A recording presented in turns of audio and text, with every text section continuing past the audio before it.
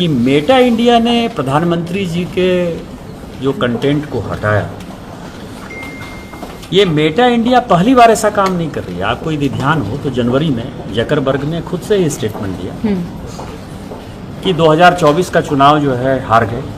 अब मुझे लगा कि 2014 में भी माननीय प्रधानमंत्री मोदी जी ही थे, 2019 में भी थे, 2024 में थे, तो कौन हार गया? God knows.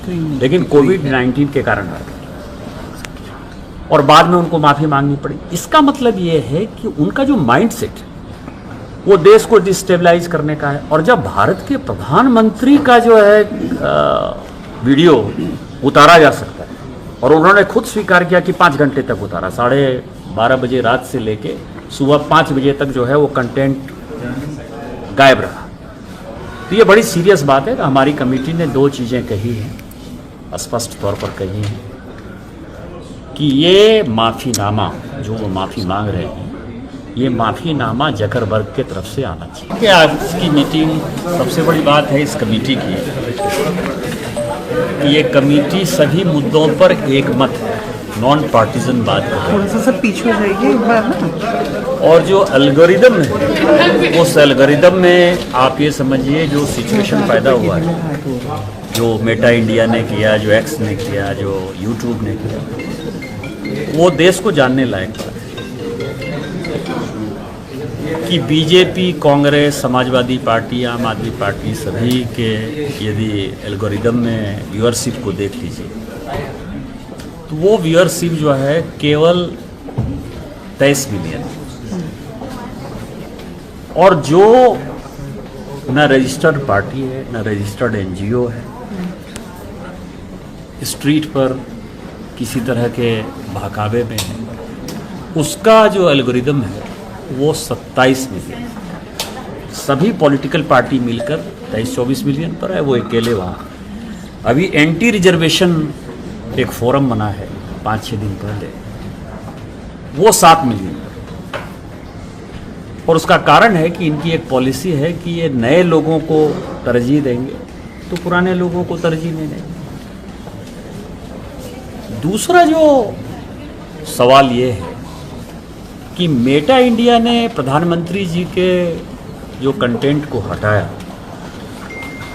ये मेटा इंडिया पहली बार ऐसा काम नहीं कर रही है। आपको यदि ध्यान हो तो जनवरी में जकरबर्ग ने खुद से ये स्टेटमेंट दिया कि 2024 का चुनाव जो है हार गए। अब मुझे लगा कि 2014 में भी माननीय प्रधानमंत्री मोदी जी ही थे, 2019 में भी थे, 2024 में थे, तो कौन हार गया? God knows. लेकिन कोविड-19 के कारण हार गए और बाद में उनको माफ़ी मांगनी पड़ी। इसका मतलब ये है कि उनका जो माइंडसेट वो देश को डिस्टेबलाइज करने का है। और जब भारत के प्रधानमंत्री का जो है वीडियो उतारा जा सकता है, और उन्होंने खुद स्वीकार किया कि 5 घंटे तक उतारा, 12:30 बजे रात से लेके सुबह 5 बजे तक जो है वो कंटेंट गायब रहा, तो ये बड़ी सीरियस बात है। हमारी कमेटी ने 2 चीज़ें कही हैं, स्पष्ट तौर पर कही हैं कि ये माफ़ीनामा जो वो माफ़ी मांग रहे हैं, ये माफ़ीनामा जकरबर्ग के तरफ से आना चाहिए।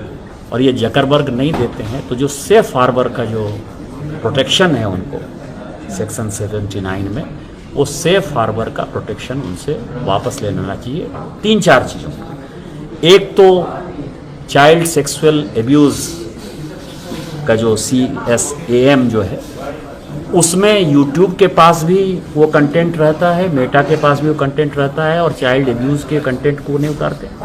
महिलाओं के कंटेंट का वो उतारते नहीं है। भारत सरकार के ये दोनों नियम बड़े सख्त हैं, और उसके ऊपर ये होम मिनिस्ट्री की भी बात नहीं मानते हैं, IT मिनिस्ट्री की भी बात नहीं मानते हैं सभी। तो हमने कहा है कि इन सारे चीज़ों में, और कई एक चीज़ों में आपको पता है कि तेलंगाना की जो कांग्रेस सरकार है, वहाँ के चीफ मिनिस्टर ने मेटा इंडिया के ऊपर जो है FIR किया है, चीज़ें किया है। हमने कहा है कि इन सबों से सेफ हार्बर ख़त्म कर लीजिए। और एक और पॉलिसी चेंज करने की बात है कि ये पब्लिशर हैं कि इंटरमीडियरी हैं, क्योंकि जब इनके ऊपर अधिकार है, ये अपने अधिकार से किसी भी कंटेंट को बढ़ा सकते हैं, घटा सकते हैं, उतार सकते हैं, छोटा कर सकते हैं, बड़ा कर सकते हैं, कम्युनिटी नोट डाल देंगे जिसमें गाली गलौज आ जाएगा। और इनकी जो पॉलिसी है कि एब्यूजिव लैंग्वेज नहीं होना चाहिए, हरासमेंट नहीं होना चाहिए, जो पॉलिसी है उस पॉलिसी को नहीं मानते हैं। इन सारे चीज़ों से सेफ हार्बर हटाने की बात करनी चाहिए। सर दोबारा क्या मेटा ऑफिशियल को दोबारा सर दोबारा भी बुलाया जाएगा क्या? सर दोबारा बुलाया जाएगा मैंने क्या? कह दिया मैंने